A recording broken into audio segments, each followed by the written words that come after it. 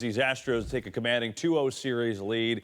And you got to talk about Carlos Correa because we talked about him a lot in the pregame show. You were breaking down his swing, how he can go to every part of the field, and in the first inning, decided to pull one out. I mean, it's so impressive what this young man can do. He's 23. He has the maturity of a 33-year-old. And the way he moves around, his behavior. And look, we talked about him hitting the ball to right center 300, 450 feet.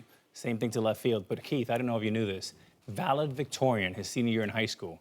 So the combination of that talent with that type of IQ, has Hall of Fame potential.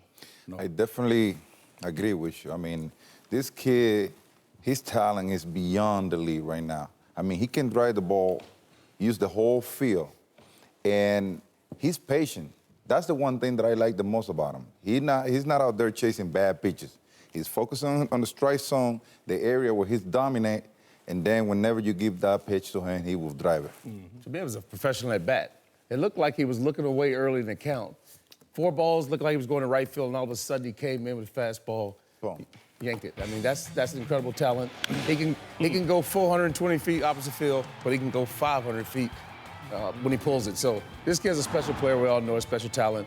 But the future is so bright for him, and the Houston Astros is going to be good for a very long time. He is definitely going to be a superstar, and he's already on his way. He would have probably been a strong candidate for MVP if he hadn't gotten hurt. Let's just figure this. Altuve, the game 1, 3 home runs, 4 RBIs.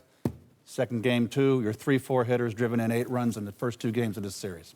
You're talking about him being a valedictorian. How do you see his smarts on the field? Where do we see it in his game? Yeah, his ability to learn and make quick adjustments. One of the things is it is very difficult to win and win in a big way with low IQ baseball. And what I mean by that, Keith, is you just mentioned, why does that player throw home when he should be throwing second base? Over the course of 6 or 7 months, intelligence, high IQ, Keith, that's what made you the captain. You're one of the smartest hitters I've ever seen. Frank, same with you. I mean, you need high IQ baseball players to win consistently. There's no question about it. You lose more games when making mental errors as far as base running, and the biggest thing is missed cutoff mans, throwing to the wrong bases, and that'll lose you more ball games than you shake a stick at.